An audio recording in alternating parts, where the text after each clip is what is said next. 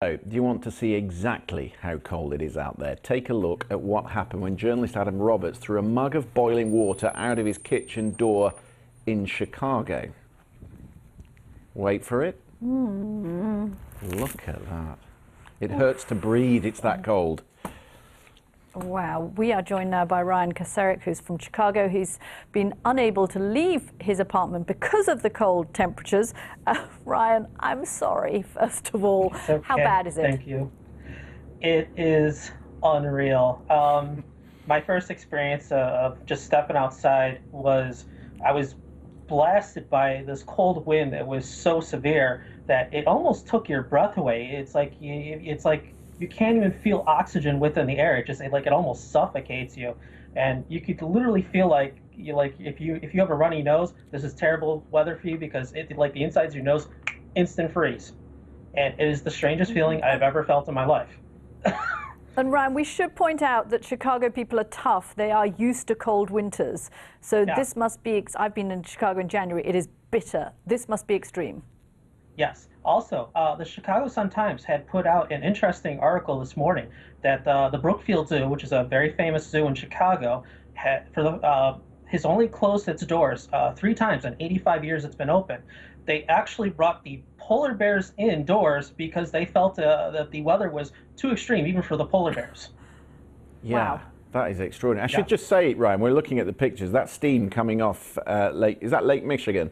Yeah. It's the steam is because the water is actually warmer than the air. So that's why the steam's coming off the lake. Now, Londoners aren't as tough as people from Chicago. Some of us have to stand outside for hours on end. So what are your secrets? What are your secrets for staying warm? The trick is, a lot of people forget that your feet regulate a lot of your body temperature. So if you double or triple up your socks, thermal gear is really good. Any type of down coats is really especially helpful. Fleece hats with the pull-down face mask, the ones that kind of make you look like a ninja, those are absolutely wonderfulness. You go the whole 9 yards. Do you know what a hot water bottle is? Yes, sir. You do? Because they don't Yes, stock I do. them in America. You occasionally see them. I mean, I used to use them when I got sick. It was really good for breaking a flu. You throw one of those behind your neck while you're sleeping, and it would warm up your neck, and Yeah, that was pretty useful. You want to tie one or two around your midriff, Ryan. That's what you do. I'm going to send you one. I've got a couple that I can send you. You'll have to take your pick which one you want. But I'll send you a hot water bottle from Blighty just to keep you warm. Thank you. And look on the that'd be bright side. It's going to get tropical by the end of the week. It'll be -11. Oh, that's Chicago. That's Super summer warm. around here. I'll be breaking out my jeans shorts Yeah. for that. So Ryan, one of the things that really struck me, I was watching the pictures of the Chicago rail system, and the points have been set on fire in order to keep them operating, because otherwise they were worried that they were going to freeze over. I have never seen that before.